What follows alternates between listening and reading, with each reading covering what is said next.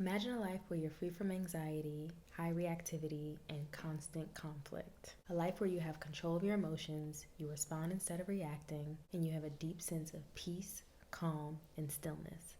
I can remember being in a relationship where I was so triggered all the time. I was so anxious. I was emotionally volatile.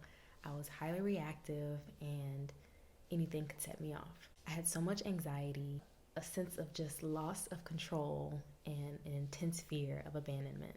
I constantly felt like I was grasping at straws, trying to keep some semblance of control amongst all my inner turmoil. Most people go through life this way, in a constant cycle of chaos, a roller coaster of emotions, never getting out of the hamster wheel of being triggered and trying to self soothe.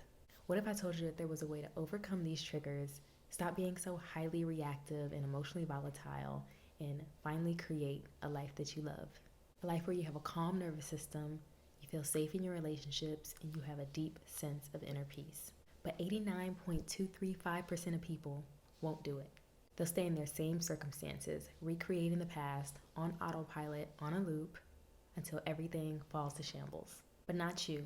You're going to watch this video, you're going to follow these actionable steps, and finally discover how to manage your emotions.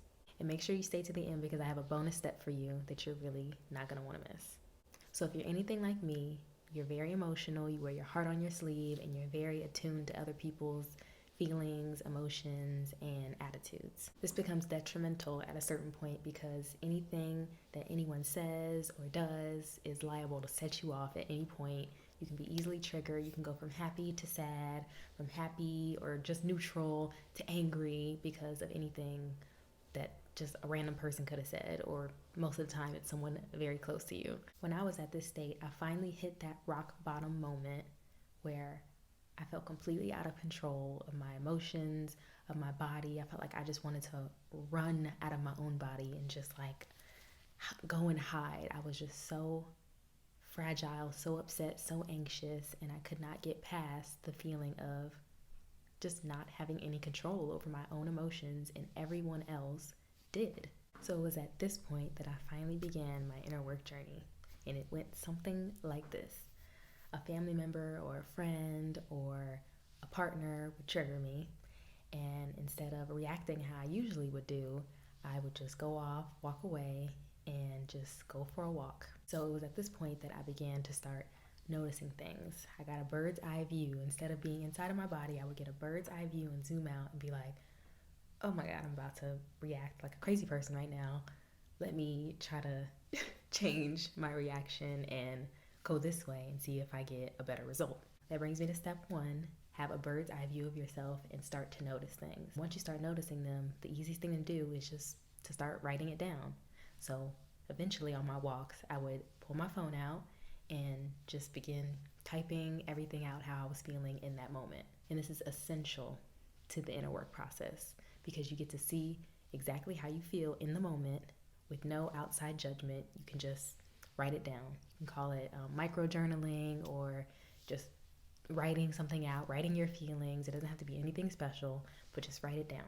And a pro tip and a bonus little half step is to start describing how it feels in your body. So you can say, I feel really angry and I feel it in my chest. It feels really heavy, or my stomach feels tight, like it's in knots. And I'm telling you, this is key to understanding your feelings and your emotions and just getting in tune to your body, because that's a lot of times why we're so reactive, is because we're not inside of our bodies feeling our feelings. It's easier to just lash out as opposed to fully feeling the feelings in our bodies.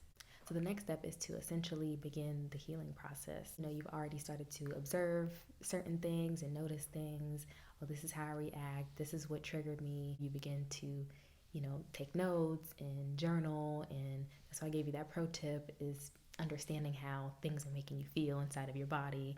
So now you know how you react to certain things being said to you. You understand your triggers. So some things, like I said before, that helped me heal and get past this emotional reactivity was journaling.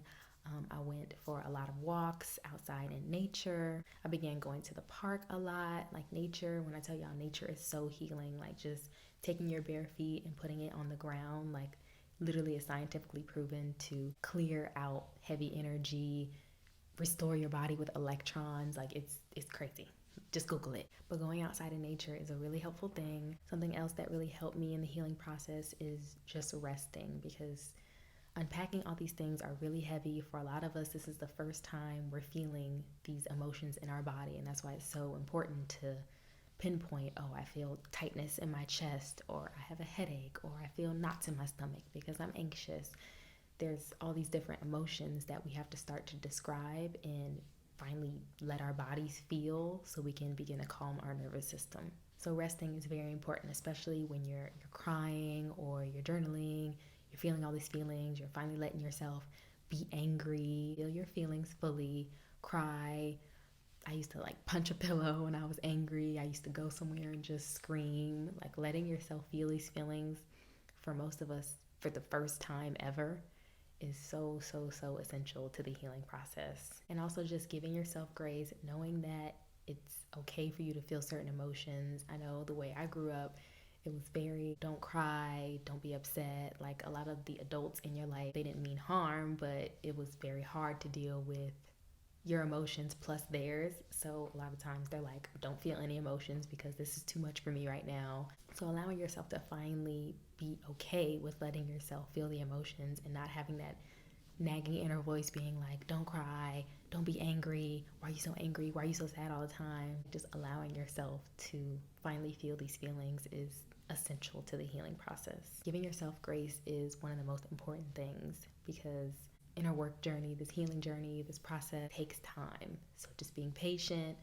giving yourself as much grace as possible is so important. And that's why it's mentioned all the time. Like, this is a very important thing for you to do. And I promise you it will come back up. Come back and watch this part of the video and like if this is helping. But I promise you're going to need to give yourself grace at every single stage during this evolution of yourself and finding yourself and cutting out all the noise and finally connecting back to who you really are. And now for the bonus step that I mentioned earlier, know that things will get better. I promise. It's really hard right now, and you're unpacking things, and these emotions are really hard for you to feel, but it will get better. Coming from someone who was constantly triggered and emotionally volatile and highly reactive, to fast forward, a couple years later, and now I'm finally at peace, calm, still, just having this inner sense of joy, like to the point where I literally could cry almost every day, and I do cry almost every day.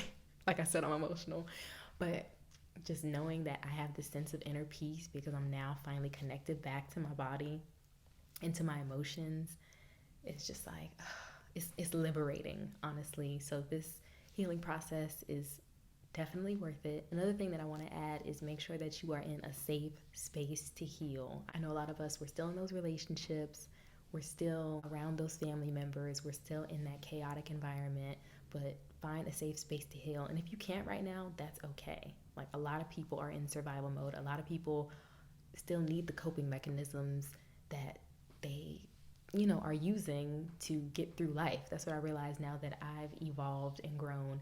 A lot of people that I know haven't, and that's okay, because sometimes you still do need to like curse somebody out.